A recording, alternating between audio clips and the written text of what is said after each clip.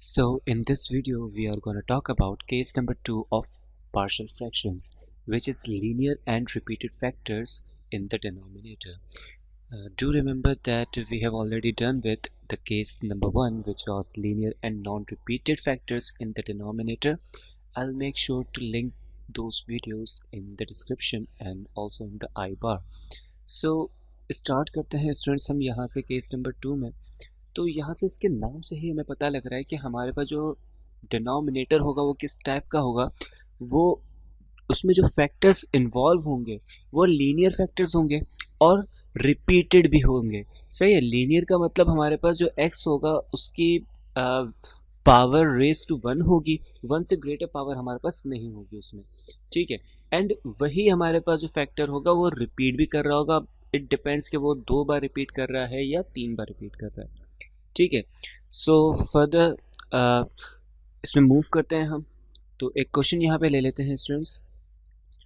We have a question 4x minus 3 upon x plus 1 whole square.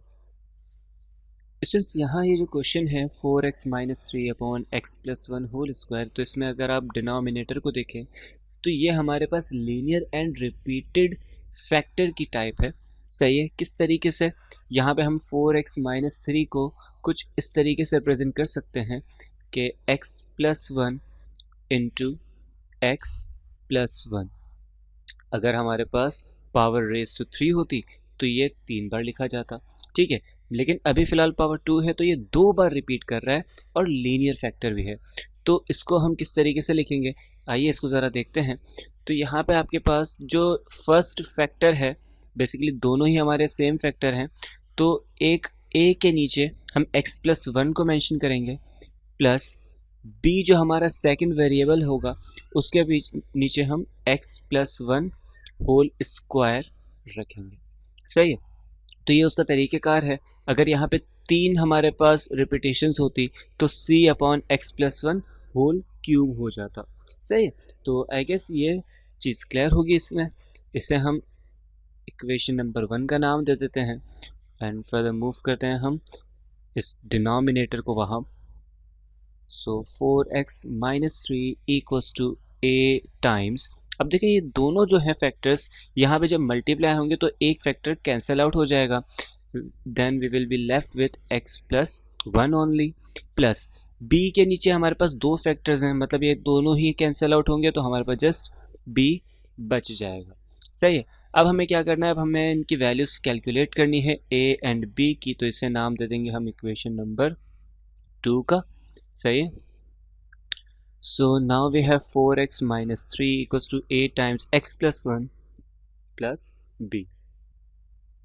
Students यहाँ से हम a को eliminate कर सकते हैं, b के साथ तो कोई भी वेरिएबल मौजूद ही नहीं है, तो हम क्या करेंगे, a को एलिमिनेट करेंगे। किस तरीके से a एलिमिनेट होगा स्टूडेंट्स, यहाँ हमारे पास जो x है, जो फैक्टर है उसमें x प्लस 1 का फैक्टर मौजूद है, विच मीन्स अगर मुझे यहाँ पे a को एलिमिनेट करना है तो इस फैक्टर को 0 बनाना पड़ेगा, जिसके लिए x की जगह हमें -1 पुट करना है। So put x equals to -1, therefore 4 into -1 minus 3 equals to a times -1 plus 1 plus b। सही, तो 4 into -1 will be -4, -3 equals to b। सही, ये जो टर्म है हमारे पास ये तो 0 हो गई, तो b की वैल्यू हमारे पास आ जाएगी -7।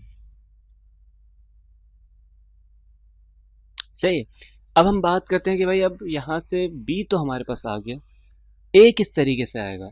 स्टूडेंट्स a निकालने के लिए हमारे पास b के साथ कोई फैक्टर मौजूद नहीं है कि जिसकी वजह से हम b को 0 बना दें और x की जगह भी कोई वैल्यू पुट हो जाए। तो इसके लिए हम क्या करते हैं, हम इसको एक्सपेंड करते हैं। ठीक है, हम यहाँ पे लिखते हैं बाय एक्सपेंडिंग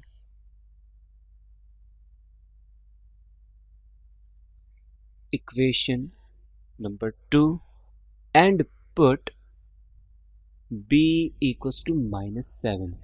हमें इस इक्वेशन को एक्सपेंड भी करना है, ये जो a equals a times x plus 1 है, इसको जस्ट हम एक्सपेंड कर देंगे और b की जगह हम -7 पुट कर देंगे.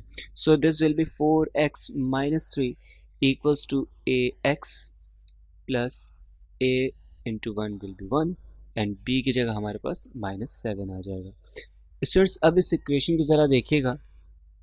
इस इक्वेशन में हमारे पास दो साइड्स आ रही हैं, जिसमें एक हमारे पास है 4x जो रिजेंबल कर रहा है इस ax को, और एक है हमारे पास -3 जो कि कांस्टेंट है, वो रिजेंबल कर रहा है a -7 को. सही है. तो यहाँ पे हम नाम देंगे इक्वेशन नंबर 3 एंड हम कहेंगे from equation 3 we can say that 4x is equals to a times x or -3 equals to a -7. याद रखिएगा इन दोनों में से आप कोई भी काम करें, दोनों ही आपके पास करेक्ट होंगे, तो इसीलिए मैं यहाँ पे और लिख रहा हूँ.